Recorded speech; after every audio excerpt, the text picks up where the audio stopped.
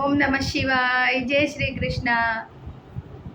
गुरुर्ब्रह्मा गुरुर्विष्णु गुरुदेव महेश्वर गुरुर साक्षात् परम ब्रह्म तस्मै श्री गुरुवे नमः। ओम श्री गुरुदेवाय नमः। आप सबको नवरात्रि की बहुत बहुत सारी शुभकामनाएं और सब लोग सुखी रहें, समृद्ध रहें, ज्ञान में रहें, भगवान सबके जीवन में खुशी लेकर आए, ये प्रार्थना करते हुए हम अभी अपना 6वां अध्याय किया था हमने। आधा थोड़ा बहुत हो गया था कि उसमें श्लोक 13-14 श्लोक हो गए थे, उससे आगे आज हम पढ़ेंगे। और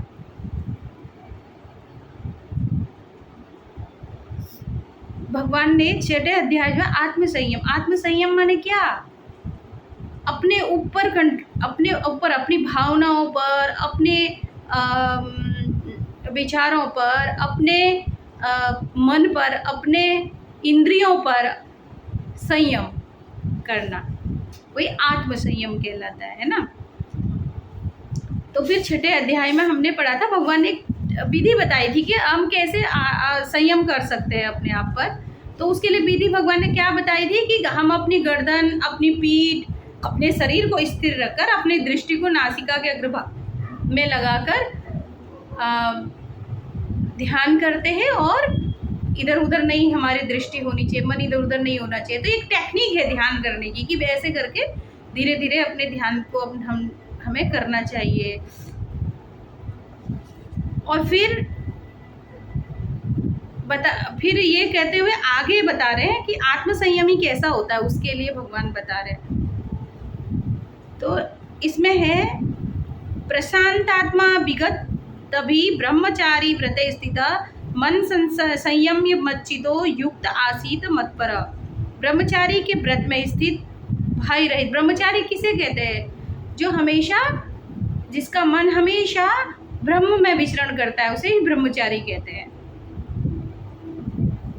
तो भय रहित, जिसके मन में डर नहीं होता है और जिसका मन शांत होता है, ऐसे सावधान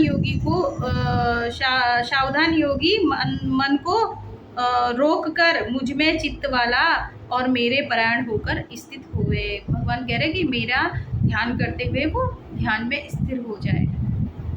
ये संयम के लिए बता रहा है, आत्मसंयम कैसे होता है। युंजनेवं सदात्मानं योगी नियतमानस शांति निर्वाण परमा मत संस्थामधि गच्छति। बस में किए हुए मन वाला योगी इस प्रकार आत्मा को निरंतर मुझ परमेश्वर स्वरूप में लगाता हुआ मुझ में रहने वाली परमानंद की पराकाष्ठा शांति को प्राप्त होता है। अब जिसका मन परमात्मा में होगा तो वो तो मन शांति ही रहेगा ना, शांति चित्त वाला ही रहेगा। क्यों? क्योंकि जब हमारा मन वासनाओं में, बाहर के लोगों पे होता है तो हमारा मन शांत रह ही नहीं सकता। दुनिया में जब मन होता है, जिसको बहुत ज़्यादा प्रेम करते हैं वही दुख देता है, जिसके अपेक्षा रखते हैं वही हमारे मन तोड़ देता है। तो ये तो बाहर तो दुख ही मिलता है। तो अगर ईश्वर में अपने चित्त को लगाते हैं तो परम आनंद और शांति की प्राप्ति होती है। भगवान ऐसे कह रहे, वो योगी होता है ऐसा। नाट्य श्रन्नतस्तु योगो अस्ति न चैकांत मनस्रनत सनत न चाति स्वप्नशीलस्य जाग्रतो नैव अर्जुन। अभी देखो भगवान कहते हैं कि कैसे संयम होता भाई, आत्मसंयम कैसे रख सकते, अपनी इंद्रियों को, अपने मन को, अपनी वासनाओं को कैसे वश में कर सकते हैं, है ना। तो भोजन और सोना दोनों के लिए भगवान बात कर रहे हैं। इसमें भगवान कहते हैं कि न तो बहुत ज़्यादा खाने वाला और ना बिल्कुल नहीं खाने वाला, इन दोनों को ही योग प्राप्त नहीं हो सकता है। जो बिल्कुल नहीं खाता है, अपने शरीर को तकलीफ देता है बहुत ज़्यादा, व्रत उपवास बहुत ज़्यादा करेगा, तकलीफ देगा तो भी योग सिद्ध नहीं होगा, और बहुत ज़्यादा खाएगा तो भी योग सिद्ध नहीं होगा। क्यों नहीं होगा? उसका कारण है। क्यों नहीं होगा? बिल्कुल नहीं खाने वाला होगा तो शरीर में शक्ति ही नहीं होगी, बीमार होगा तो भगवान में कैसे मन लगेगा? नहीं लग सकता। और ज़्यादा खाने वाला होगा तो आलस्य रहेगा और प्रमाद है उसके अंदर रहेगा, आलस्य में रहेगा। तो दोनों स्थिति में भगवान का भजन कैसे कर सकता है? तो भगवान का भजन करने के लिए हमें क्या कहता है, बीच का मार्ग अपनाना पड़ेगा, यानी संतुलित भोजन, अच्छा खाना। क्यों? क्योंकि हम जैसा खाना खाते हैं वैसे ही हमारे मन के विचार भी होते हैं। शुद्ध, सात्विक और संतुलित जब हम भोजन करते हैं तो तभी हमको योग सिद्ध हो सकता है, तभी हम योगी कहलाएंगे। तो योगी के लिए जो है क्या, कैसा होना चाहिए? जब योग में स्थित हो रहा, योग माने क्या? योगी माने घर बार छोड़ के जंगलों में घूमता हुआ इधर उधर झोली झमटा पकड़ के, वो योगी नहीं होता है। योगी माने क्या, ये अच्छे से इस ज्ञान को हमें समझना होगा, तभी हमारे समाज में सुधार हो सकता है। समाज में सबको यही लगता है कि घर बार छोड़ दो, कहीं बैठ जाओ, इधर उधर चले जाओ, और तो वो योगी है। ऐसा नहीं है। योगी माने क्या? योग माने क्या होता है? जिसका मन स्थिर हो, जिसके मन की वृत्तियां शांत हो गई हो, जो आसन में स्थिर रह सकता है। नहीं तो क्या होता है, अभी हम कुछ पूजा पाठ करते हैं, जाप करते हैं, मंत्र करते हैं, तो मन हमारा भागता रहता है इधर उधर इधर उधर इधर उधर, और हाथ में माला पकड़ते पकड़ते पकड़ते रहते हैं। माला जपेंगे, ऐसे ऐसे हिलेंगे, डुलेंगे, इधर मन स्थिर नहीं है। यानी माला जपते जपते किसी से बात कर रहे हैं इधर उधर इधर उधर इधर, तो वो क्या है? अस्थिर मन की निशानी। तो योग माने क्या? कुछ भी जो कार्य करते हैं उसको स्थिर हो गया हुआ मन। जाप में है तो उसी में स्थिर होगा, जो कार्य कर रहा है उसमें स्थिर हो गया, वो योग है, वही ध्यान है। इधर उधर का विचार मन के अंदर नहीं आता। यानी अपने मन को स्थिर जिसका हो गया हो, जिसमें समता की बुद्धि हो, जिसके अंदर परमात्मा को अपनी आत्मा में निरंतर भजन करता हो, जो व्यक्ति, भले ही वो गृहस्थ में हो या कोई सन्यासी हो या फिर कोई भी व्यक्ति हो, वो जो है योगी कहलाता है। तो योग माने क्या? भगवान से, परमात्मा के साथ एक होना ही तो योग है। तो वो कहाँ है परमात्मा? हमारे हृदय के अंदर। भगवान ने बताई भी अभी विधि कि कैसे करना है। ध्यान करते हैं तो हम परमात्मा में ही हो जाते हैं। तो फिर क्या होता है, परमात्मा में ही जब हम निवास करने लगे तो आनंद अपने आप ही भीतर से आता है। तो योग सिद्ध किसको होता है कहते हैं भगवान? जो संतुलित भोजन करता है, ना ज्यादा खाता है ना ही बिल्कुल ही भूखा रहता है, और दूसरा जागे रहता, उसको नींद ही नहीं होती, उसके मन नींद ही नहीं आती, मन बेचैन रहता है, नींद ही नहीं आएगी तो भी योग सिद्ध नहीं होगा, और बहुत ज्यादा सोएगा तो भी योग सिद्ध नहीं होगा। युक्ताहार विहारस्य युक्त चेष्टस्य कर्मसु युक्त स्वप्नावबोधस्य योगो भवति दुःखः। दुखों का नाश करने वाला योग जब हो जाए, जब परमात्मा के साथ एक हो जाए व्यक्ति, मन स्थिर हो जाए, शांत हो जाता है, तो उसके दुख भी दूर हो जाते हैं। दुख नहीं रहते उसके जीवन में। हमारे दुख इसलिए है क्योंकि परमात्मा के साथ हमारा योग नहीं हुआ है, इसीलिए हमें दुखी होते हैं हम बार बार दुखी। परमात्मा में तो आनंद ही आनंद है, उसके साथ एक होके तो आनंद ही आनंद है। फिर दुख तभी तक हमारे जीवन में है जब तक हमारा मन परमात्मा के साथ एक नहीं हुआ है। तो कहते हैं कि दुखों का नाश करने वाला योग तो यथा योग्य आहार विहार करने वाले का, यानी संतुलित भोजन करने वाले का, शुद्ध भोजन करने वाले का, कर्मों में यथा योग्य चेष्टा करने वाले का, और कर्मों में भी यथा योग्य चेष्टा, सब कर्म कर रहा, जो कर्म उसको करना चाहिए जीवन में वो सारे कार्य वो करता हुआ भी,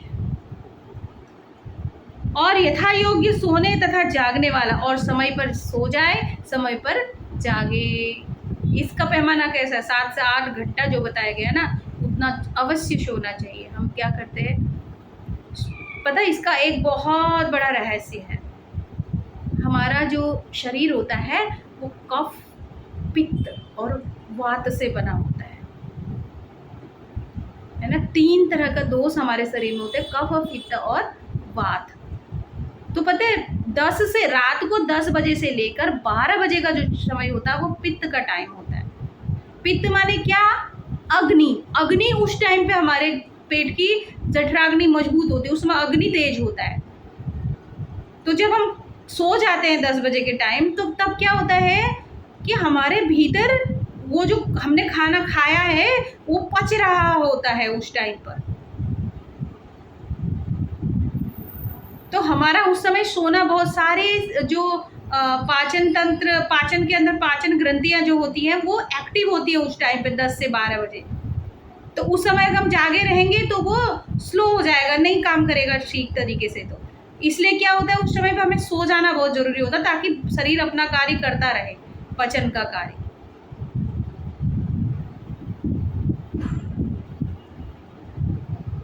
इसलिए फिर 12 से लेकर 2 बजे का जो टाइम होता है वो कफ का टाइम होता है। कफ, उस समय हमारा कफ देखना, कभी कभी क्या होता है रात को जो लोग को कफ की शिकायत होती है, अस्थमा होता है ना, तो वो क्या करते हैं, रात को 12 से लेकर 2 के बीच में उन्हें बहुत ज़्यादा खांसी बढ़ जाती है। क्यों? क्योंकि कफ का टाइम होता है, कफ जागृत होता है उस टाइम। उस समय नींद आना बहुत ज़रूरी है। फिर उसके बाद 2 से लेके 4 बजे का सुबह का टाइम तो होता है वायु तत्व का है। इसलिए कहते हैं जब वायु तत्व में सोना नहीं चाहिए, इसलिए कहते हैं सुबह जल्दी उठो तो योग साधना करो तो वायु तत्व का बहुत अच्छा प्रभाव होता है उस टाइम। 4 बजे के बाद 4 बजे उठ के अपना जो भी साधना वगैरह करनी होती है वो तो बहुत ब्रह्म मुहूर्त में बहुत शुभ मानी जाती है। इसलिए क्या होता है, हमें टाइम पे सो जाना चाहिए कम से कम। अब 10 बजे से लेकर 12 बजे अगर पाचन का समय है तो नींद आने के लिए हमें 1-8 घंटे पहले सो जाना चाहिए। 9 बजे तो कम से कम सो जाना चाहिए। चलो ज़्यादा से ज़्यादा अगर हो गया तो 10 बजे तो कम से कम सो ही जाना चाहिए, उससे ज़्यादा लेट कभी करना नहीं चाहिए। यदा विनियतं चित्तमात्मन्येवावतिष्ठते निःस्पृहः सर्वकामेभ्यो युक्त इत्युच्यते तदा। अत्यंत वश में किया हुआ चित्त जिस काल में परमात्मा में ही भली भांति स्थित हो जाता है। चित्त माने क्या? चित्त पता है क्या होता है? चित्त एक जैसे ना अपना फोन होता है ना, फोन में कैसे मेमोरी कार्ड होती है। तो क्या होता है, बहुत सारे जो मैसेजेस आ जाते हैं ना, मैसेजेस आते रहते हैं। तो क्या हो जाता है, एक समय जब उसकी मेमोरी फुल हो जाती है तो फिर वो क्या होने लग जाता है, हैंग होने लग जाता है। तो ऐसे ही हमारा चित्त है। चित्त में हमारे जन्मों जन्मों के संस्कार पड़े होते हैं। आत्म संयम के द्वारा, ध्यान के द्वारा वो जो है खाली होता है चित्त। इसलिए ध्यान करना बहुत जरूरी है, ध्यान करना चाहिए। बहुत, भगवान ने भी ध्यान पे बहुत महत्व दिया है। तो चित्त जिस काल में परमात्मा में ही भली भांति स्थित हो जाता है। अब वो स्थित नहीं हो पाएगा यदि हमारे कर्म किस तरह के रहे हैं शुरुआत से, लेकिन ध्यान साधना के द्वारा उसको ठीक किया जा सकता है, उसको परमात्मा में लगाया जा सकता है।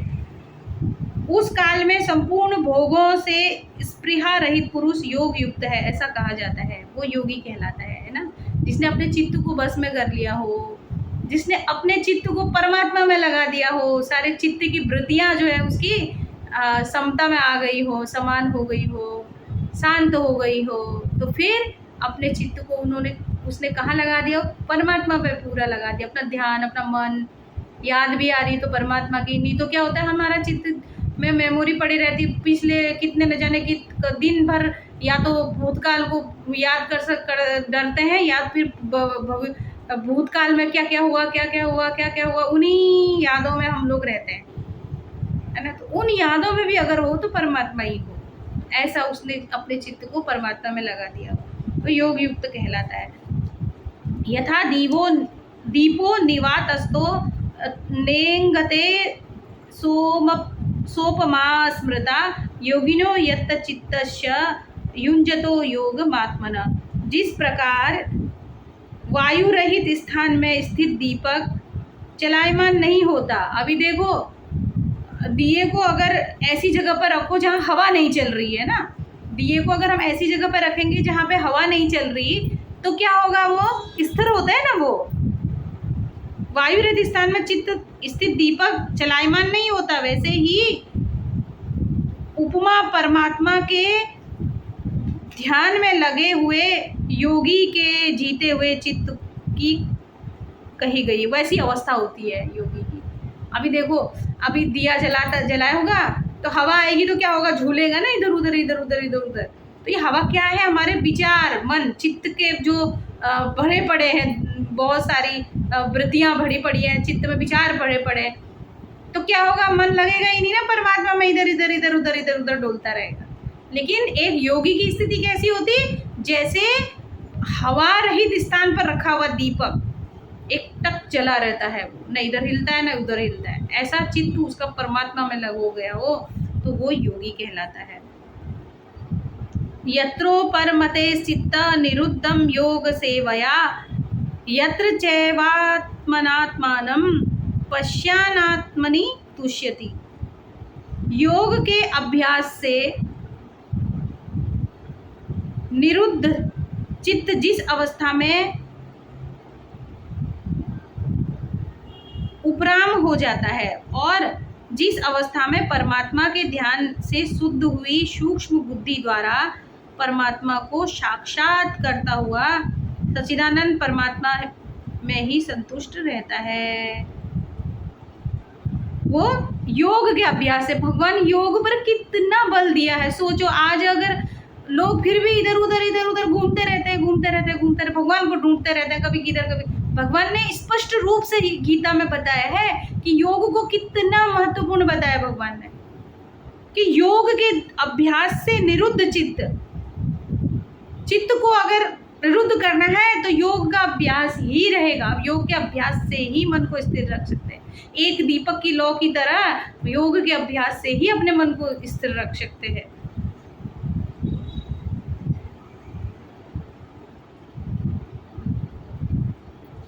सुख मात्यंतिकम यत् बुद्धि ग्राह्यमतीन्द्रियं वेत्ति यत्र न चैवायं स्थित चलति तत्वतः।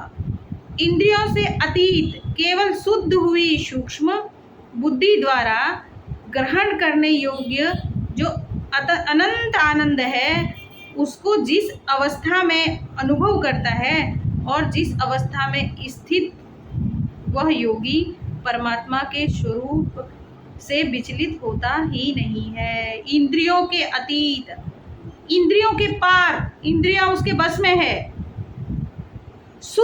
बुद्धि सूक्ष्म है। बुद्धि अभी इस एक बुद्धि का कैसे होता है जी, तो ये गलत ये सही, ये गलत ये सही, ये गलत ये सही, ये द्वंद्वों में फंसी रहती है।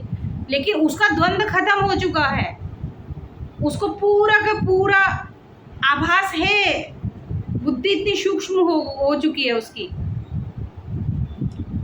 द्वारा ग्रहण करने योग्य जो अत्यंत आनंद है, सूक्ष्म बुद्धि के द्वारा ही अत्यंत आनंद को हम ग्रहण कर सकते हैं, है ना। ज्ञान जो होता है ना, जो ज्ञान होता है वो एक तो इंद्रियों से हमें ज्ञान होता है ना। ये तो बहुत छोटा ज्ञान है, बहुत छोटा ज्ञान, जो इन छोटी सी आंखों से देख रहे हैं, जो इन छोटी सी नाक से सूंघ रहे हैं, जो मुंह से खा रहे हैं, कानों से, त्वचा से, स्पर्श से जो हमें ज्ञान मिलता है ना, जो अनुभव करते हैं हम ना, विभिन्न चीज़ों, विभिन्न प्रकार के रंग प्रकाश सब इन आंखों से देखते हैं, विभिन्न तरह की आवाज़ें सुनते हैं कानों से, मुंह से विभिन्न तरह के व्यंजनों को खाते हैं, त्वचा के स्पर्श बहुत तरह से लोगों के पहचानते हैं हम। ये ज्ञान क्या है, कुछ भी नहीं है। और दूसरा ज्ञान होता है हमें कहाँ से, शास्त्रों से ज्ञान होता है, शास्त्र पढ़ते हैं हम, शास्त्रों से भी तो हमें ज्ञान होता है ना, गीता पढ़ रहे हैं तो इसमें भी से भी ज्ञान हो रहा है, मगर ये भी कम है। लेकिन कौन सा ज्ञान सबसे उत्तम है, वो है जो अनुभव का ज्ञान होता है, जो हमने अपने इंटेलेक्ट सूक्ष्म बुद्धि से जिसको जाना, वो जो है ज्ञान सूक्ष्म होता है। उस ज्ञान से वो सर्वश्रेष्ठ ज्ञान है, क्योंकि वो अनुभव का ज्ञान है, वो ना तो पढ़ा हुआ ज्ञान है, ना इस इंद्रियों के द्वारा देखा हुआ ज्ञान। इंद्रियों से परे अतीत और बुद्धि से भी परे सूक्ष्म बुद्धि से जो ज्ञान अनुभव से जो प्राप्त होता है, वो कर चुका है, वो जान चुका है कि परमानंद किस में है भाई। तो परमात्मा को ही में ही वो संतुष्ट रहता है। तो आज हम इतना ही पढ़ते हैं, इससे आगे कल पढ़ेंगे। तो यहीं पर ये वाला अपना हम भगवान को अर्पण करते हैं। श्री कृष्ण गोविंद हरे मुरारे, हे नाथ नारायण वासुदेव, हे नाथ नारायण वासुदेव, हे नाथ नारायण वासुदेव। जय श्री कृष्ण।